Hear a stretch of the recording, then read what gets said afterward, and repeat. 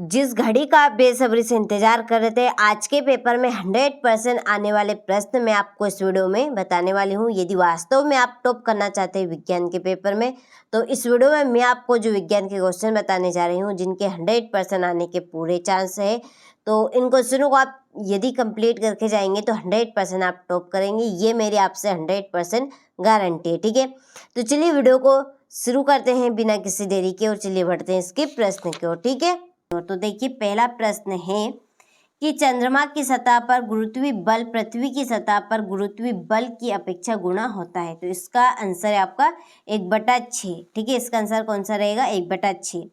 दूसरा है magnesium hydroxide का सूत्र है, तो मैग्नीशियम हाइड्रोक्साइड का सूत्र है Mg। ठीक है, मैग्नीशियम, ये आपका 2 नहीं है इसमें, मैग्नीशियम हाइड्रोक्साइड। ठीक है, तो इसका रहेगा आपका सा। तीसरा है चाल का मात्रक है, तो चाल का मात्रक है मीटर सेकेंड इनवर्स। कौन सा है? Metre second inverse. ठीक है, एक एक प्रश्न मोस्ट इम्पोर्टेंट है और बहुत ही मायने रखता है, क्योंकि एक एक प्रश्न से ही आपके एक एक नंबर जुड़ते हैं, और कहाँ तक? 75 तक। तो वास्तव में आपको विज्ञान के पेपर में 75 नंबर पार करने हैं, तो इन प्रश्नों को आप अच्छे से कंप्लीट कीजिएगा, क्योंकि 100% आने वाले प्रश्न ही मैं आपको बता रही हूँ, ताकि आप सभी अच्छे से कंप्लीट कर सके और विज्ञान के पेपर में टॉप कर सके। चौथा प्रश्न आप देखिए, तापमान का एसआई मात्रक है, तापमान का एसआई मात्रक है केल्विन। क्या रहेगा? केल्विन। चमगादड़ निम्न तरंगे उत्पन्न करता है, तो चमगादड़ कौन सी तरंगे उत्पन्न करते हैं? तो पराश्रव्य तरंगे। कौन सी? पराश्रव्य। लाइसोसोम उत्पन्न होते हैं, तो लाइसोसोम किससे उत्पन्न होते हैं? गोल्जी उपकरण से। ठीक है, चलिए स्क्रीनशॉट लेकर आप कंप्लीट करें इनको। Choose correct option and right, ये आपके इंग्लिश वर्जन वालों के लिए। पहले का आपका रहेगा सी, दूसरे का आपका रहेगा ये सी। ठीक है, इसमें आपका Mg नहीं है, ये Mg तो है पर 2 नहीं है, सॉरी मैंने गलती से उल्टा बोल दिया। SI unit of speed is, तो स्पीड का एसआई मात्रक है मीटर सेकेंड इनवर्स। और the SI unit of temperature is kelvin. ठीक है, और पांचवे का आंसर आपका बी रहेगा, और छठे का गोल्जी उपकरण। ठीक है, इसका रहेगा आपका बी, इसका भी। चलिए हो गया। इसके बाद आप देखिए रिक्त स्थानों की पूर्ति कीजिए। पहला है ऐसे जीव जिसकी कोशिकाओं में केंद्रक झिल्ली नहीं होती है, उन्हें खालिस्तान कहते हैं। प्रोकैरियोटिक, क्या कहेंगे? प्रोकैरियोट्स। ठीक है, दूसरा है परमाणुओं के समूह जिन पर नेट आवेश विद्यमान रहते हैं, उन्हें खालिस्तान आयन कहते हैं। बहुपरमाणुक, क्या कहेंगे? बहुपरमाणुक, बहुपरमाणुक। ठीक, तीसरा है स्टेथोस्कोप में रोगी के हृदय की धड़कन की ध्वनि खालिस्तान होती है, खालिस्तान के कारण डॉक्टर के कानों तक पहुंचती है। तो इसका आंसर है आपका ध्वनि के परावर्तन के कारण। क्या आएगा इसमें? ध्वनि के परावर्तन, ठीक है, के कारण। चलिए, वेग परिवर्तन के दर को खालिस्तान कहा जाता है, क्या कहेंगे? त्वरण कहेंगे। पांचवा कोलाइड विलयन में प्रकाश की किरण का फैलना खालिस्तान प्रभाव कहलाता है, टिंडल प्रभाव। कौन सा प्रभाव कहलाएगा? टिंडल।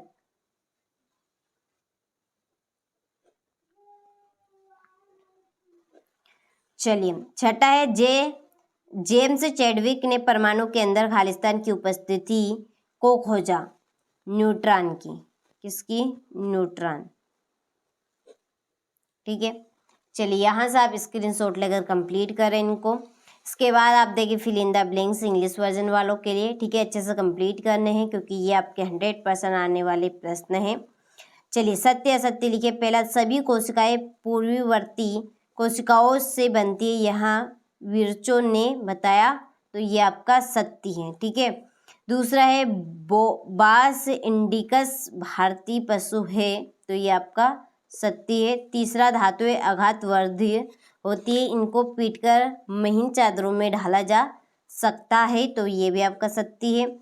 जब बल विस्थापन की दिशा के विपरीत दिशा में लगता है तो किया गया कार्य ऋणात्मक होता है, सत्य। पांचवा, परमाणु किसी तत्व का सूक्ष्मतम कण होता है, सत्य।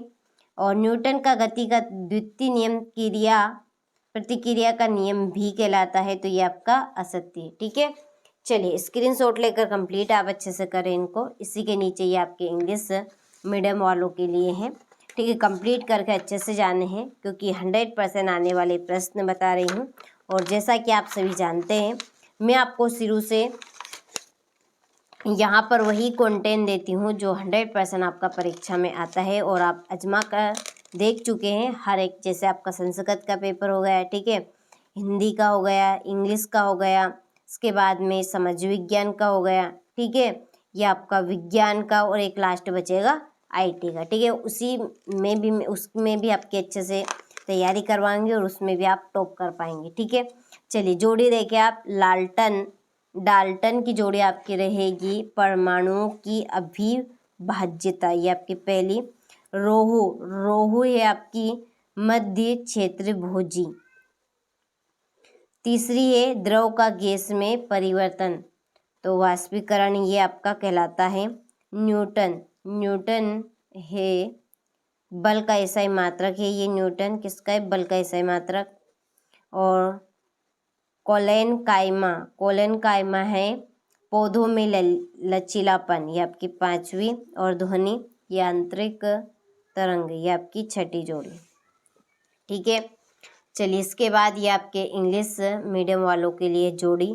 ठीक, एक वाक्य में उत्तर चलिए हम देखते हैं। संवेग का सूत्र लिखिए, तो संवेग का सूत्र है आपका संवेग इज इक्वल टू द्रव्यमान को हम m से प्रदर्शित करेंगे इनटू वेग को हम v से प्रदर्शित करेंगे। ठीक है, चलिए मिश्रित फसल से आप क्या समझते हैं। वाष्पीकरण को प्रभावित करने वाले कोई ही एक कारक लिखिए, तो इसका एक कारक बनेगा सतह का क्षेत्रफल। ठीक है, सतह का क्षेत्रफल। अगला है एक जूल कार्य को परिभाषित कीजिए। कॉपर तांबा का क्या प्रतीक होता है, Cu। ठीक है, वायु गैस में गैस का विलयन, खाली इसके दो घटकों के नाम लिखिए, तो दो घटकों के नाम है इसके, देखिए पहले का नाइट्रोजन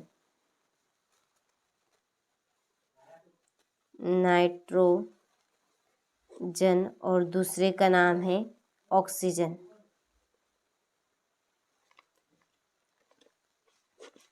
ठीक है, ऑक्सीजन रहेगा। चलिए स्क्रीनशॉट लेकर आप कंप्लीट करें इनको। चलिए हो गया। इसी के नीचे ये आपके इंग्लिश वर्जन वालों के लिए, ठीक है, कंप्लीट अच्छे से आपको करने हैं। चलिए क्वेश्चन नंबर 6 देखिए। भौतिक एवं रासायनिक परिवर्तन में विभेद कीजिए। 7वां है समांगी एवं विषमांगी मिश्रणों में विभेद कीजिए। मिश्रण तथा यौगिक में अंतर लिखिए। अणु और परमाणु में अंतर लिखिए, कोई 2। 9वां है सल्फर अणु के मोल द्रव्यमान का परिकलन कीजिए। ठीक है, सल्फर का परमाणु द्रव्यमान दिया है 32। और इसके बाद में 10वां क्वेश्चन है रक्त के 2 कार्य लिखिए। ठीक है, तो ये आपके इस तरह के प्रश्न रहेंगे और इन प्रश्नों की आंसर की के लिए NCERT कोचिंग प्ले स्टोर से आप डाउनलोड करें। आपको वहाँ पर हिंदी प्लस इंग्लिश आंसर की मिल जाएगी। ठीक है, हिंदी की भी है और प्लस इंग्लिश की, दोनों की मिलेंगी। तो आप NCERT कोचिंग प्ले स्टोर से डाउनलोड कर लीजिएगा और कॉन्टेक्ट नंबर भी दिए हैं, आप उन नंबर पर कॉल कर सकते हैं। औसत वेग की परिभाषा लिखिए। 12वां चाकू या कुल्हाड़ी धारदार क्यों बनाए जाते हैं। 13वां है आर्किमिडीज के सिद्धांत की कोई 2 अनुप्रयोग बताने हैं। एक विद्युत हीटर यानी कि उसमें की घोषित शक्ति 1500 वोल्ट है, 10 घंटे में यह कितनी ऊर्जा उपयोग करेगा। ठीक है, 15वां असमान गति को समझाना है। गति का तीसरा नियम लिखिए। ठीक है, चलिए, एक समान वृत्तीय गति किसे कहते हैं? सोनार युक्ति के 2 उपयोग बताने हैं। 18वां प्रश्न, इसके बाद में ठोस और द्रव में कोई 3 अंतर उदाहरण सहित बताने हैं। बस की छत पर रखे सामान को रस्सी से क्यों बांधा जाता है? और ये आपका 21वां प्रश्न। ठीक है, हो गया।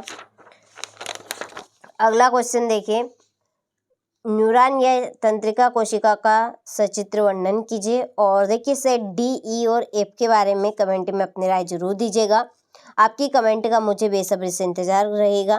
ठीक है, हमने जो ये 6 सेट यहाँ पर तैयार किए हैं, बहुत ही रिसर्च और कॉन्सेप्ट से किए हैं, जो 100% श्योर आपका पेपर इन्हीं में से आने वाला है। यदि वास्तव में आपने 6 मॉडल पेपर ये कंप्लीट कर लिए हमारे द्वारा, तो आप समझ लीजिए आपने 16 मार्च के लिए अपना पेपर यहाँ पर सोल्व कर लिया है इस तरह से, क्योंकि ऐसे ही क्वेश्चन आपसे पूछे जाएंगे परीक्षा में। तो 23वां देखिए आप, चाल एवं वेग में 4 और वेग में अंतर, कोई 4 यहाँ पे बताने हैं।